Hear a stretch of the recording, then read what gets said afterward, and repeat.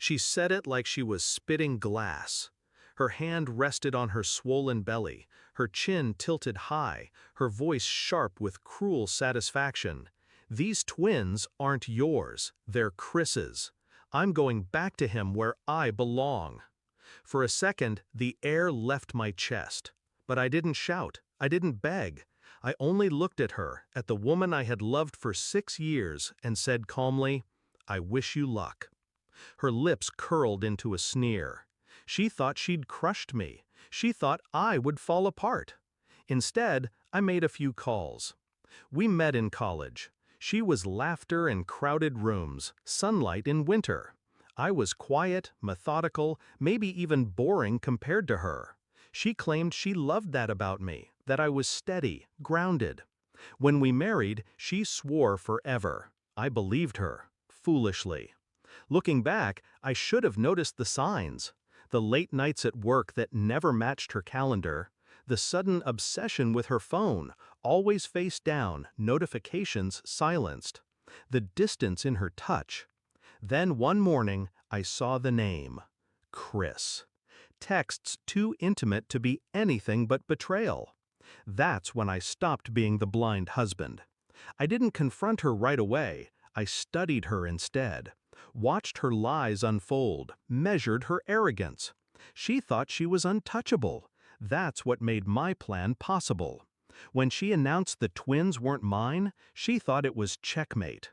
But she never understood the board I was playing on. First, I called my lawyer. I wanted everything documented, her confession, her pregnancy, the paternity question. He told me to stay calm, keep records, prepare. Second, I called a friend, one who happened to know Chris well. Chris wasn't the knight in shining armor she imagined. He was broke, in debt, fired from his last job for theft. The man couldn't hold water in his hands, let alone raise twins. Third, I called the bank. Every joint account froze, every card canceled. By nightfall, she learned the hard way that love doesn't pay for hotel suites and prenatal vitamins.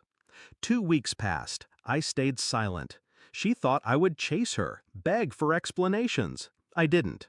I let her new reality eat her alive. Chris's apartment was a roach-infested hole with unpaid rent notices taped to the door.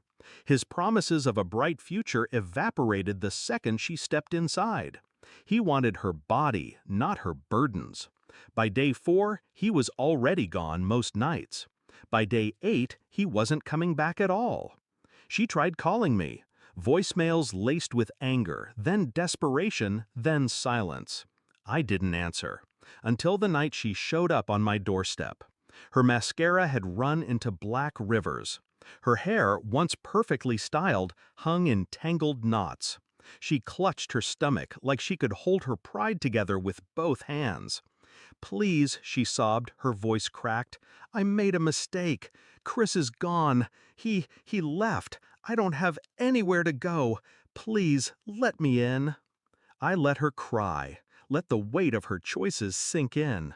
Then, softly, I said, "No." Her eyes widened. She wasn't prepared for that.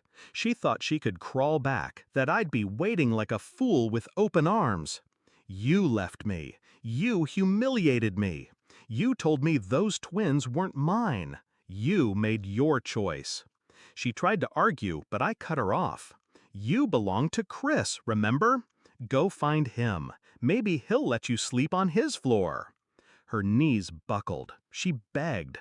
I didn't flinch. I didn't slam the door in her face.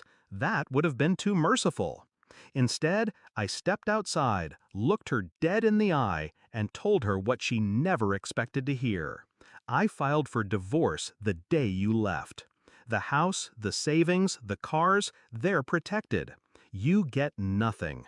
And when those twins are born, the court will have Chris's name, not mine, on their birth certificates. That's the future you chose." Her sobs turned into choking gasps.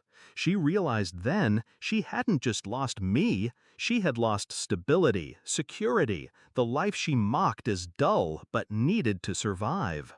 That was the moment her arrogance shattered. I walked back inside, leaving her on the porch.